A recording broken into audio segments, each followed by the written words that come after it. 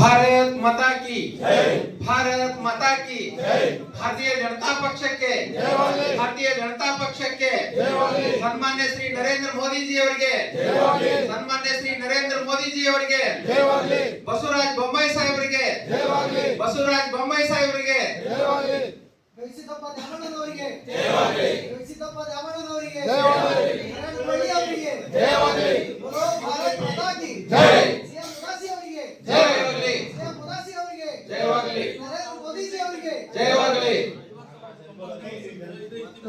ಬಂಧುಗಳೇ ಇವತ್ತಿನ ದಿವಸ ಈ ಒಂದು ನೂತನ ಪದಾಧಿಕಾರಿಗಳಿಗೆ ಆದೇಶವನ್ನು ಕೊಡುವ ಕಾರ್ಯಕ್ರಮದ ಅಧ್ಯಕ್ಷತೆ ವಹಿಸಿದಂತ ನಮ್ಮ ನಗರ ಮಂಡಲದ ಅಧ್ಯಕ್ಷರಾದಂತ ಶ್ರೀ ಕಿರಣ್ ಕೊಳ್ಳಿ ಅವರೇ ಹಾಗೂ ಜಿಲ್ಲಾ ಒಬಿಸಿ ಮೋರ್ಚಾ ಅಧ್ಯಕ್ಷರಾದಂತ ನೀಲಪ್ಪ ಮಾಜಿ ಜಿಲ್ಲಾ ಒಬಿಸಿ ಮೋರ್ಚಾ ಅಧ್ಯಕ್ಷರಾದಂತ ನೀಲಪ್ಪ ಚೌಡಿ ಅವರೇ ಹಾಗೂ ನಮ್ಮ ನಗರ ಮಂಡಲದ ಉಪಾಧ್ಯಕ್ಷರಾದಂತ ಜಗದೀಶಣ್ಣ ಕನ್ವಳ್ಳಿ ಅವರೇ ಹಾಗೂ ನಮ್ಮ ಮಾಜಿ ಜಿಲ್ಲಾ ಉಪಾಧ್ಯಕ್ಷರಾದಂತ ನಮ್ಮ ಸಿದ್ದಣ್ಣ ಚಿಕ್ಕಬಿದ್ರಿ ಅವರೇ ಹಾಗೂ ನೂತನವಾಗಿ ಆಯ್ಕೆಯಾದಂತ ಎಲ್ಲ ಪದಾಧಿಕಾರಿಗಳೇ ಹಾಗೂ ಕಾರ್ಯಕರ್ತ ಬಂಧುಗಳೇ, ಇವತ್ತಿನ ದಿವಸ ತಾವು ಆದೇಶವನ್ನ ತೆಗೆದುಕೊಂಡಿದ್ದೀರಿ. ಬಟ್ ಏನಪ್ಪಾ ಅಂದ್ರೆ ಇವತ್ತಿನಿಂದ ನಿಮ್ಗೆ ದೊಡ್ಡ ಭಾರ ಹೊರಿಸ್ದಂಗಿದು. ಆದೇಶ ತಗೊಂಡಿವಂದ್ರೆ ಸುಮ್ಮ ಒಂದು ಪೇಪರ್ನಾಗ ಹಾಕಿಸ್ಕೊಳಕ ಆಮ್ಯಾಗ ಒಂದು ಕಾರ್ಡ್ ಮಾಡಿಸ್ಕೊಳಕ ಅಂತ ಅಲ್ಲ, ಇದು ಒಂದು ದೊಡ್ಡ ಜವಾಬ್ದಾರಿ ಆದಂತ ಹುದ್ದೆ ಇದು. ಯಾಕಂದ್ರೆ ಪಕ್ಷ ಈಗ ಎಲ್ಲರಿಗೂ ಅನೇಕ ಕಾರ್ಯಕರ್ತರು ಇರ್ತಾರೆ, ಎಲ್ಲರಿಗೂ ಹುದ್ದೆಗಳನ್ನು ಕೊಡಕ್ಕಾಗಲ್ಲ.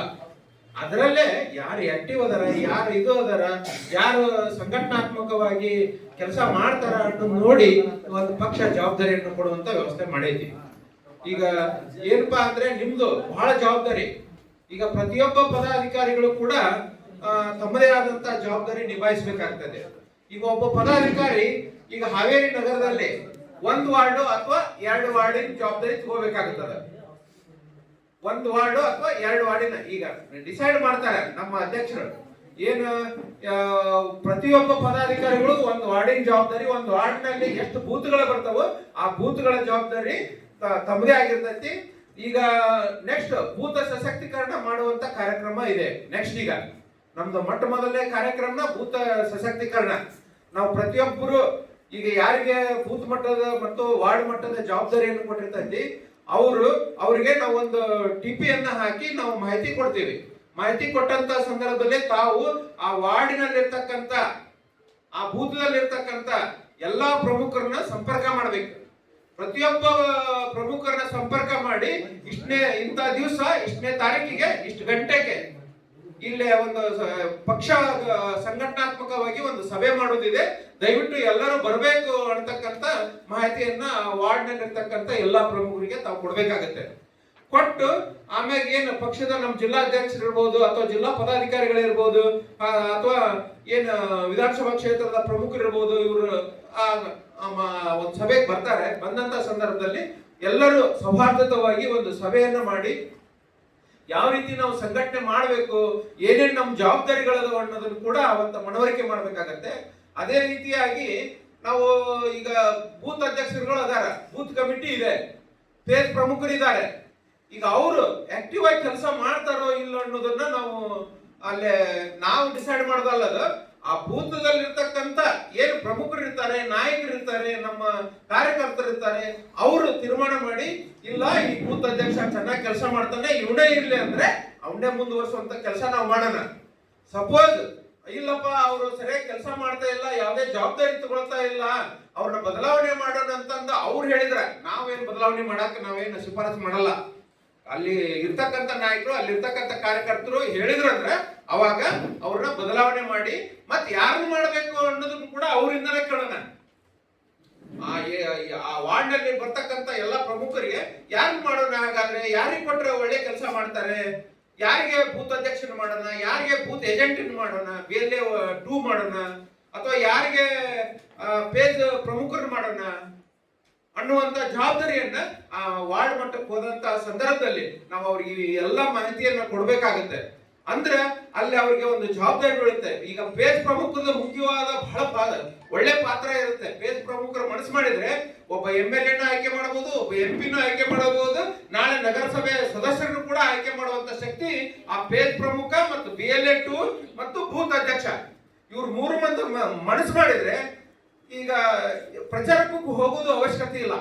ನಿಜ ಹೇಳ್ಬೇಕಂದ್ರೆ ಒಬ್ಬ ಪೇಜ್ ಪ್ರಮುಖಗ ಬಹಳ ಅಂದ್ರೆ ಎಷ್ಟು ಮಣಿಗಳು ಬರ್ತಾವ ಅಂತ ತಿಳ್ಕೊಂಡಿರಿ? ಒಂದು 5 ರಿಂದ 6 ಮಣಿಗಳು ಬರ್ತಾವ. ಒಬ್ಬ ಪೇಜ್ ಪ್ರಮುಖಗ 5 ರಿಂದ 6 ಮಣಿ. ಈಗ ದಿವಸಕ್ಕೆ ಒಂದು 4 ಮಣಿ ಸಂಪರ್ಕ ಮಾಡ್ಬೋದು ನಾವು. ದಿವಸ 4 ಮಣಿ ಸಂಪರ್ಕ ಮಾಡಿ ನಮ್ಮ ಪಕ್ಷ ಏನೇನ್ ಮಾಡಿದೆ ಕೆಲಸ, ಕೇಂದ್ರ ಸರ್ಕಾರ ಏನ್ ಮಾಡಿದೆ, ಹಿಂದೆ ರಾಜ್ಯ ಸರ್ಕಾರ ಸನ್ಮಾನ್ಯ ಶ್ರೀ ಯಡಿಯೂರಪ್ಪನವರ ಸರ್ಕಾರ ಇದ್ದಾಗ ಏನ್ ಜನರಿಗೆ ಕೆಲಸ ಮಾಡಿದೆ, ಸನ್ಮಾನ್ಯ ಶ್ರೀ ಬಸವರಾಜ ಬೊಮ್ಮಾಯಿ ಸಾಹೇಬ್ ಇದ್ದಂತ ಸಂದರ್ಭದಲ್ಲಿ ಏನ್ ಕೆಲಸ ಮಾಡಿದೆ ಅನ್ನೋದನ್ನ ನಾವು ಮನವರಿಕೆ ಮಾಡ್ಕೊಡ್ಬೇಕಾಗತ್ತೆ. ಮನವರಿಕೆ ಮಾಡಿದಾಗ ಈಗ ಕಾಂಗ್ರೆಸ್ನವ್ರು ಏನ್ ಮಾಡ್ತಾರೆ, ಒಂದು ಸುಳ್ಳನ್ನ 10 ಸಲ ಸುಳ್ಳು ಹೇಳ್ತಾರೆ. ಒಂದು ಸುಳ್ಳನ್ನ 10 ಸಲ ಸುಳ್ಳು ಹೇಳಿ ಅದನ್ನ ಸತ್ಯ ಮಾಡ್ತಾರೆ ಅವರು. ಈಗ ಹಿಂದಿನ 2 ಚುನಾವಣೆಗಳಲ್ಲಿ ಕೂಡ ಅದನ್ನೇ ಮಾಡಿದ್ದವರು, ಬೇರೆ ಏನು ಮಾಡಿಲ್ಲ. ಈಗ 40% ಆಗ ಇದಂತ ಹೇಳಿ ಜನರಿಗೆ ದಾರಿ ತಪ್ಪಿಸುವಂತ ವ್ಯವಸ್ಥೆ ಮಾಡಿದ್ರು. ಆಮ್ಯಾಗ ಏನ್ ಸುಳ್ಳು ಭರವಸೆಗಳನ್ನ ಕೊಟ್ರು. ಯಾವುದು ಅವರು ಕೊಟ್ಟಂತ ಭರವಸೆಗಳು ಯಾವ್ದು ಈಡೇರಿಲ್ಲ. ಈಗ 5 ಗ್ಯಾರಂಟಿ ಅಂತ ಕೊಟ್ರು, 5 ಗ್ಯಾರಂಟಿನೂ ಈಡೇರಿಲ್ಲ. ನಿಜ ಹೇಳ್ಬೇಕಂದ್ರೆ ಈಗ ಏನ್ ಹೆಣ್ಮಕ್ಳಿಗೆ ದುಡ್ಡು ಅಂತ ಹಾಕ್ತಾರಲ್ಲ ಅದು ಕೂಡ ಸಮ್ ಟೈಮ್ ಹಾಕ್ತಾರೆ, ಸಮ್ ಟೈಮ್ ಹಾಕಂಗಿಲ್ಲ, ಮತ್ತೆ ಎಲ್ಲರಿಗೂ ಹಾಕಂಗಿಲ್ಲ. ಅದನ್ನು ಕೂಡ ಲ್ಯಾಪ್ಸ್ ಆಗ್ತಾ ಇದೆ. ಅದು ಈಗ ನಾವೆಲ್ಲ ಹೇಳುದು, ಜನರೇ ಹೇಳ್ತಾ ಇದ್ದಾರೆ. ಆ ಕೆಲಸ ನಾವು ಇವತ್ತ ಪ್ರತಿ ಬೂತ್ ಮಟ್ಟದಲ್ಲಿ ಪ್ರತಿ ಪೇಜ್ ಪ್ರಮುಖರು ಮತ್ತು ಬೂತ್ ಏನ್ ಕಮಿಟಿ ಆಗಿರ್ತೈತಿ ಪ್ರತಿಯೊಬ್ರು ಕೂಡ ಈ ಕೆಲಸ ನಾವು ಮಾಡಿದ್ದ ಕರೆ ಆದ್ರೆ ನಮ್ಮ ಒಬ್ಬ ನಗರಸಭೆ ಸದಸ್ಯನ ವಾರ್ಡಿಗೆ ಸಂಬಂಧಪಟ್ಟಂತ ಒಬ್ಬ ಸದಸ್ಯನ ಆಯ್ಕೆ ಮಾಡೋದ್ರಲ್ಲಿ ಯಾವುದೇ ಸಂದೇಹ ಇಲ್ಲ. ಆ ನಿಟ್ಟಿನೊಳಗೆ ನಾವು ಸಂಘಟನೆ ಮಾಡ್ಬೇಕಾಗತ್ತೆ.